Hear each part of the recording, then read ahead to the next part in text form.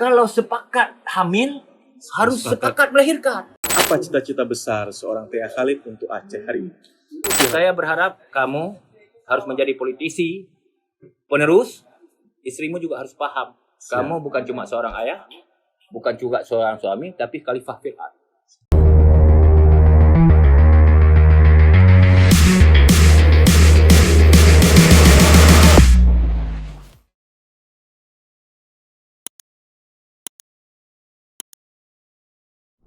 Bismillahirrahmanirrahim. Assalamualaikum warahmatullahi wabarakatuh. Salam sehat, sahabat teras yang dimuliakan Allah SWT. Hari ini kita mengudara lagi. Dan tentunya teras hadir untuk memberikan ruang, inspirasi, dan motivasi bagi kita semua terhadap sosok yang menjadi narasumber kita. Nah, hari ini saya kebetulan mengundang, dan ini tentu bukan orang lain. Berada di teras adalah sahabat dan juga guru bagi saya, dan juga abang bagi saya. Samping sahabat, dia sebagai abang dan juga guru dalam politik dan juga dalam karir saya.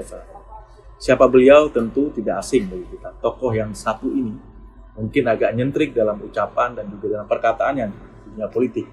Siapa lagi kalau bukan Insinyur Haji Tia Khalid MM yang hari ini menjadi anggota DPR RI di Komisi 4 dan juga Ketua Partai Gerindra Provinsi Aceh. Assalamualaikum warahmatullahi wabarakatuh, Bang Tia. Waalaikumsalam warahmatullahi wabarakatuh. Apa kabar, Bang? Alhamdulillah sehat. Ya, sahabat teras, saya pikir hari ini sosok beliau bukan kita bicara tentang politik. Tentunya walaupun bersinggungan dengan jabatan beliau sebagai orang politik dan jabatan publik yang dimiliki oleh beliau, tapi hari ini kita mau lihat sosok yang berbeda dari seorang Tia Khalid. Sosok yang berbeda itu seperti apa? Tentunya kita mau ulik yang mungkin bukan diisi dalam dunia politik. Keseharian Bang Khalid itu apa saja, Bang? Selain terus berpikir untuk kebaikan, kemaslahatan Aceh dan juga negara Republik ini di jabatan beliau sebagai anggota DPR. Terima kasih Adinda Kusafar, teman-teman sekalian. Sebenarnya kalau nanya saya sosok yang berbeda, saya juga bingung. Yeah. Karena kalau bicara berbeda, saya juga nggak tahu di mana perbedaan saya itu. Nggak tahu saya, perbedaan saya dari keseharian saya juga saya tidak paham. Mungkin Adinda Safar yang sudah sekian lama bersama saya di politik, juga sebagai bagaikan keluarga, sosok apa sih yang dipandang kira-kira saya berbeda dari sisi politiknya? Yeah. Mungkin itu yang perlu kita bahas. Mungkin ini ada narasumber yang ketika ditanya balas nanya ini teman-teman sahabat teras. Tapi nggak apa-apa, saya mau ulik mulai dari awal saja. Ini kan teras Bang Khalid, ini kan kita mau menghadirkan inspirasi bagi teman-teman. Luar biasa, luar biasa. Ya. Kemudian juga memotivasi mereka. Apa sosok yang berbeda dari seorang narasumber siapapun itu, dan hari ini kesempatan Bang Khalid untuk kita ulas. Nah, sosok yang berbeda menurut saya ada keyakinan, perasaan saya. Perasaan itu belajar dari proses hidupnya Bang Khalid. Kalau dunia politik kan Bang Khalid dikenal tuh. Tahun 2004, ya kalau tidak salah Bang Khalid pernah menjadi anggota DPRK, malah jadi ketua DPRK dengan 2 kursi.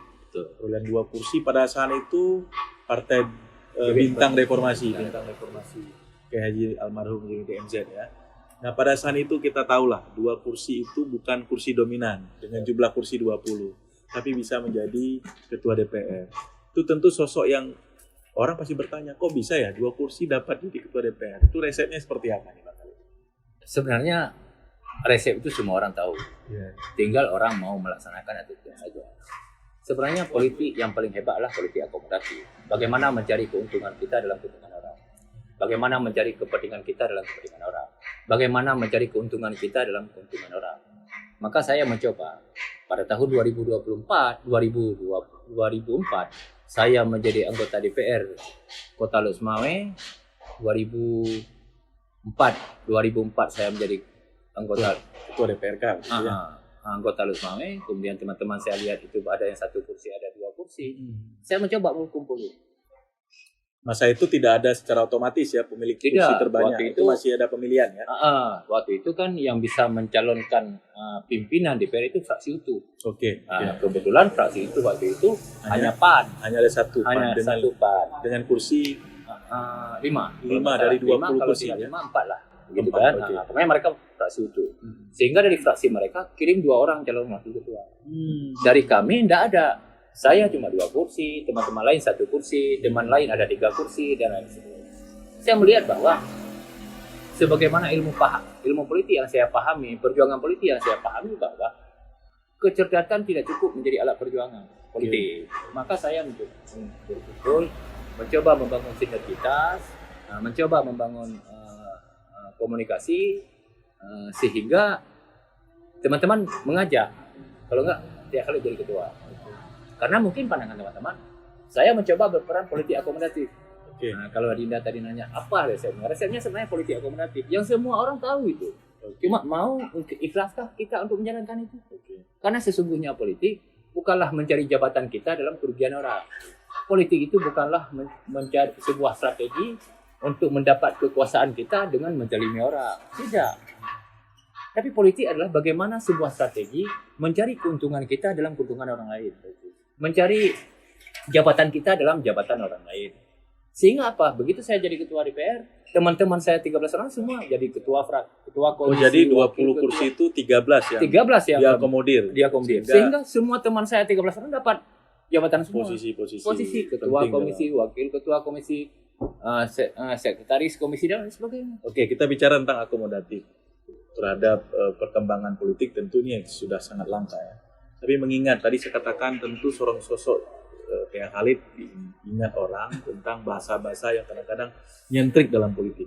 Bahasanya mungkin salah satunya adalah cakap harus rupa bikin. Betul. Itu bahasa yang menurut saya perlu dijelaskan nih, cakap harus rupa bikin. Betul, karena gini, sebenarnya bahasa itu bukan cuma bahasa dari saya, mungkin juga bahasa yang pernah muncul di tengah orang-orang lain. Kenapa mungkin itu menjadi nyentrik di saat saya sampaikan itu? Karena di tengah seperti Adinda sampaikan tadi, orang kan anggap politik ini sudah sangat pragmatis, sehingga kepentingannya di atas segalanya, sehingga pertemanan, persahabatan, kejujuran sudah nggak ada lagi. Maka saya mencoba bagaimana teman-teman politisi, teman-teman pejabat, cobalah kita belajar cakap serba bikin. Moralitas ya, kembali moralitas tadi. Jadi saya ingin karena begini, baik buruknya sebuah bangsa sangat tergantung akhlak bangsanya. Kalau kita seorang pemimpin, cakap kita saja tidak bisa dipegang oleh rakyat, kita mau dipegang apa? Ya, betul. Bukan cuma kita tidak mampu memegang negeri, tapi keberkahan Allah tidak ada lagi. Maka saya mencoba, minimal mari kita belajar cakap serupa bikin. Mari kita belajar apa yang kita ngomong, belajar jujurlah untuk melaksanakan. Itu sosok yang berbeda, mungkin kita sudah tahu. Sedikit sosok yang berbeda, banyak politisi mungkin melihat politisi itu adalah sesuatu yang sifatnya bisa pragmatis dan oportunis. Oportunisnya adalah kemana kepentingan yang bisa menguntungkan ke sana mungkin muaranya akan dihadapkan. Tapi sosok yang satu ini teman-teman sekalian tetap kekeh bahwa konsistensi, moralitas itu dipertanggungjawabkan ketika kita menjadi pemimpin. Nah, pertanyaan ketiga yang menarik. Tentu kita ingat ya di masa-masa kelam ya. Tentu Bang Khalid nggak semuanya dengan mudah perjalanan hidupnya. Ya, betul. Nggak mungkin lah Bang Khalid dengan hari ini capaian yang sudah didapat hari ini itu dengan serta-merta didapat dengan kemudahan tanpa melalui sebuah pengorbanan apa dari rintangan yang luar biasa. Kita masih ingat ya, kalau kita lihat dari rekam jejaknya Bang Khalid, saya mau share aja ke teman-teman sekalian. Bang Khalid ini kalau nggak salah setelah menjadi ketua DPRK, beliau ini gagalnya sampai 4 kali sebelum hari ini menjadi anggota DPR RI. Nah ini tentu kita perlu perlu cerita konkretnya seorang sosok Tia Khalid yang kebiasaan orang politik kalau udah gagal nih Bang Khalid, kalah 3, kalah 2 gelenya kata gelam tuh anale urang kan. Hanya tak campur-campur bahasanya Bang Khalid. Ya? Oke, enggak apa-apa. Tapi sosok Tia Khalid begitu menang di DPRK, kemudian kalah di Pilkada, wali kota ya Bang. Kemudian gagal lagi di Pileg, DPD RI dulu. Kemudian gagal di Pileg 2014. Kemudian 2017 tahulah teman-teman bahwa beliau adalah calon wakil gubernurnya Mualim TA waktu itu tahun 2017. Nah, dan hari ini beliau mendapatkan prestasi 2019 pemilik suara terbanyak di daerah pemilihan 2 DPR RI Dapil Aceh. Nah, tentunya kita mau tahu bagaimana ketahanan seorang Tia Khalid ketika dalam kegagalan dan sehingga Allah menggantinya dengan rezeki pada tahun 2019 yang lalu. Seperti apa, Bang? Boleh diceritakan? Kalau tadi Adinda nanya ketahanan, sebenarnya saya bukan juga sebuah benteng yang kuat. Tetapi yang harus kita sadari, kecepatan seseorang lari sangat tergantung bagaimana dia bangun. Bertahan tidaknya dia dalam kegagalan politik sangat tergantung bagaimana untuk apa dia melangkah ke politik. Mungkin saya melangkah ke politik hanya pengabdian. Saya seorang pedagang, saya seorang pengusaha di Los dulunya Angeles. pedagang. Dulu saya pedagang. Sebelum politisi jadi pedagang. Saya secara materi pribadi keluarga selesai saya. Iya. Kemudian ada guru saya Abu Polo Gading nyuruh saya harus berpolitik.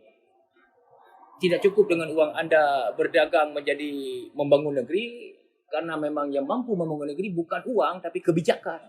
Kalau kebijakan ini dipegang oleh orang baik, maka baiklah negeri ini. Maka baiklah. Sehingga Abu Polo Gading sering sekali saya terngiang-ngiang almarhum sampaikan kepada saya, jangan pernah harap kebijakan ma'ruf pada pemimpin mungkar. Saya disuruh, saya diminta untuk mengabdi di politik. Awalnya sih saya berat. Jujur, awalnya saya berat. Setelah saya coba, karena beliau adalah guru saya mencoba. Karena memang nawaitu saya pengabdian, saya pikir pengabdian saya mengabdi untuk rakyat. Di saat saya menang, saya berjuang semaksimal mungkin, sebagaimana keinginan dan nawaitu saya awal untuk pengabdian, saya laksanakan. Saya konsisten aja melaksanakan apa yang saya bisa. Ternyata di saat saya maju ke DPD ingin mengabdi yang lebih besar, rupanya pengabdian saya untuk siapa? Untuk rakyat kan? Ya. Ternyata rakyat tidak memberikan kesempatan. Saya tidak rugi dong. Saya datang berjuang untuk membangun rumah Anda. Ternyata Anda larang, jangan Anda yang bangun. Ya saya ngapain harus marah? Ngapain saya harus sedih? Maka saya bertahan di situ. Di saat kemudian saya maju DPD, kemudian saya maju DPD. Begitu juga saya ingin membantu Mualim menjadi wagub. Saya ingin melakukan pengabdian. Karena saya melihat perjanjian yang sudah maaf yang tidak terrealisasi sebagaimana kita harapkan. Saya mencoba membantu Mualim. Apa yang menurut yang belum terrealisasi? Banyak sekali perjanjian yang MOU dengan MOU dengan UPA tidak sinkron. Jadi banyak hal, sehingga waktu Mualim mengajak saya sebagai wakil, saya juga ingin menghibah diri kan, untuk mengabdi kepada negeri ini kan, agar apa yang cita-cita dalam perjanjian damai itu bisa terrealisasi. Saya bukan orang cerdas, mungkin saya orang konsisten aja dengan perjuangan, sehingga saya bantu. Ternyata masyarakat nggak terima, ya enggak apa-apa, saya mau perbaiki dia, kok harus saya. Kesimpulannya berarti tidak ada pemaksaan dalam diri kita ketika memang tawaran yang kita hadirkan itu tidak diterima, ya, bukan kita yang merasa bahwa ini bukan milik kita. Betul. Keinginan orang yang nggak mau sama kita. Yang ngapain kita juga bersedih. Intinya tentu Bang kan begini, nggak mungkin lah kalau Abang nggak merasa kecewa, nggak merasa ya semacam merasa ya adalah kenapa ya kecewa kita tidak bisa pungkiri, manusiawi lah. Begitu kita gagal, melihat teman-teman yang sudah lelah berjuang, melihat semangat perjuangan teman-teman, kita merasa sedih, pasti. Tetapi karena nawaitu saya ingin membangun rumah Safar, ingin mengabdi, ternyata Safar sendiri ditolak. Saya mau apa? Ya, sebenarnya yang korban siapa? Bukan saya loh. Betul. Saya pikir, makanya seperti banyak orang bertanya, kok sanggup bertahan sekian kali jatuh? Iya. Biasanya orang politik nggak sanggup tuh Bang. Tapi buktinya, ya itu makanya. Iya resepnya. Resepnya saya pikir, kalau Anda ingin berpolitik, kalau Anda nawaitu Anda berpolitik, mencari kekuasaan jabatan untuk pengabdian, Anda tidak akan pernah kecewa. Kecuali Anda ingin mendapatkan jabatan agar dapat proyek, ingin mendapat jabatan untuk mendapat fee, ingin mendapat naik ke dewan untuk mendapat aspirasi, pasti Anda kecewa. Quote-nya jelas. Kalau hanya untuk pengabdian, insya Allah Anda tidak akan kecewa. Itu quote-nya. Logikanya begini, saya datang ke rumah Safar, anak Safar tidak sejahtera, saya bawa beras, Anda tolak. Saya marah enggak? Ya. Saya ingin menghibah diri untuk rumah Safar sudah bocor-bocor, saya ingin membantu. Safar tolak, maki-maki saya pulang. Yang kecewa, yang rugi siapa sebenarnya? Sebenarnya disinilah peran partai politik memberikan pemahaman kepada publik terhadap apa itu. Oke Bang, kita kembali lagi. Kita karena Teras tidak mau ikut, ikut kembali mengulik sosok ya Khalid dalam politik. Ada sosok yang berbeda. Tahanan beliau hari ini bicara karena pengabdian. Nah pengabdian itu saya juga nyentrik ya bahasanya beliau ke kader-kadernya, ke masyarakat dan seorang orang politisi juga mempertanyakan ada bahasa pengabdian tanpa batas. Bang, masa sih nggak ada batasan untuk melakukan pengabdian? Ada batasan. Ya gimana? Kalau pengabdian masih ada batasan, berarti pengabdian Anda ikhlas. Oke. Karena pengabdian keikhlasan, pengabdian tanpa batas. Anda ikhlas, pasti tidak ada batas. Kalau masih ada punya batas, berarti Anda tidak ikhlas. Oke, itu dia. Berarti pengabdian itu kan sangat tergantung pada soal kita keikhlasan. Bang, ini menarik Bang. Ini Abang kan sibuk sekali nih. bolak-balik apa. Ini saat pandemi mungkin ada Fitcon, ada yang RDP-nya itu langsung ya, dibagi sip selama di saat pandemi ini kan sulit sekali kita. Bagaimana abang membagi waktu, sosok abang sebagai wakil rakyat dan sosok abang sebagai ayah dari anak-anak dan suami bagi seorang istri. Sosok seperti apa? Saya pertama memang tidak gampang bagi itu. Mungkin saya tidak tahu skenario Allah kepada saya. Waktu saya kuliah, saya pulang, saya berbisnis, all out saya di bisnis. Sehingga anak-anak saya, keluarga saya, istri saya paham betul. Kalau Tia Khalid, kalau dia apa yang dia lakukan serius, konsisten, fokus. Sehingga waktu pulang saya kuliah, saya berdagang pada tahun 1994.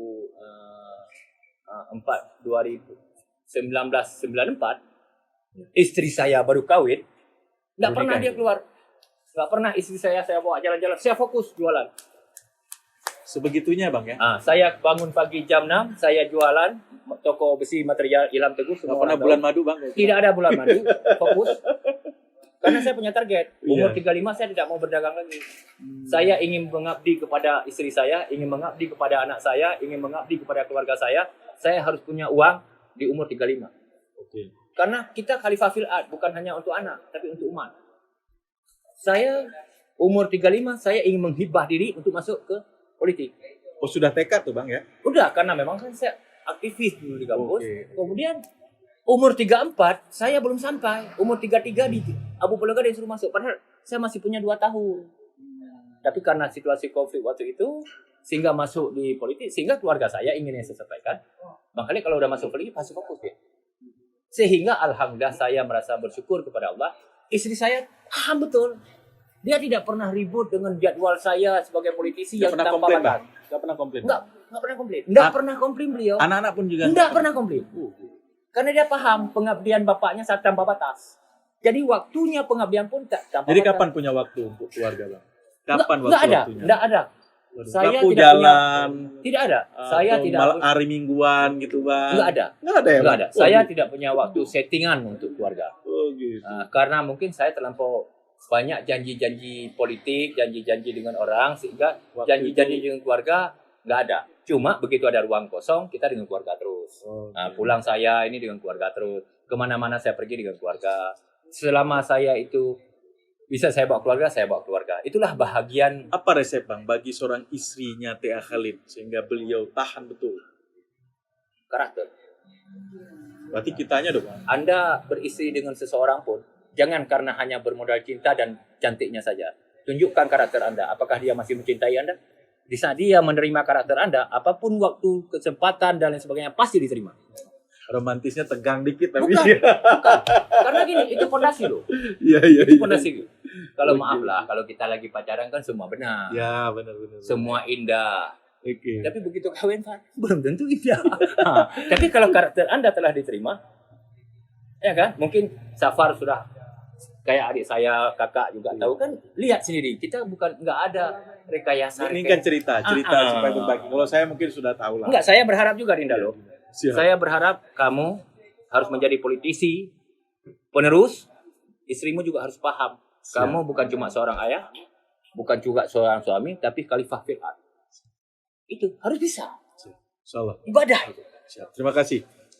Sahabat Teras, saya pikir kita sudah mulai, sudah ada mengalir banyak cerita. Sosok yang berbeda, sosok yang cukup tahan, sosok cukup nyentrik dengan kata-kata politiknya. Sosok yang tentu berbeda juga kalau kita lihat dari orientasi keluarga-keluarga orang-orang politik. Sepertinya beliau hari ini yang sudah disampaikan.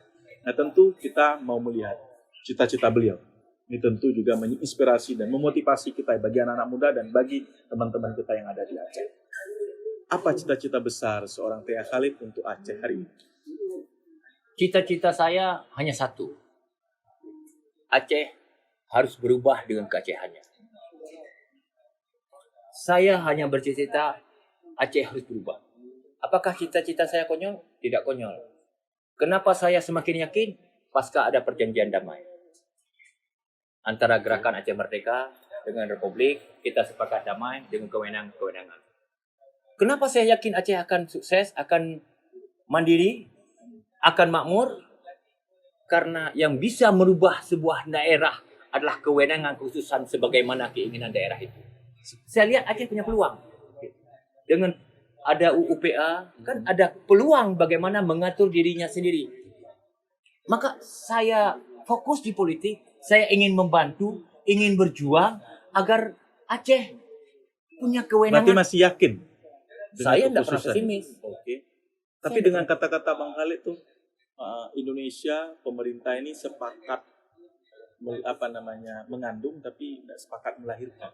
Nah, itu kan pernah itu. Pernah. Ini apa korelasinya gimana, Bang?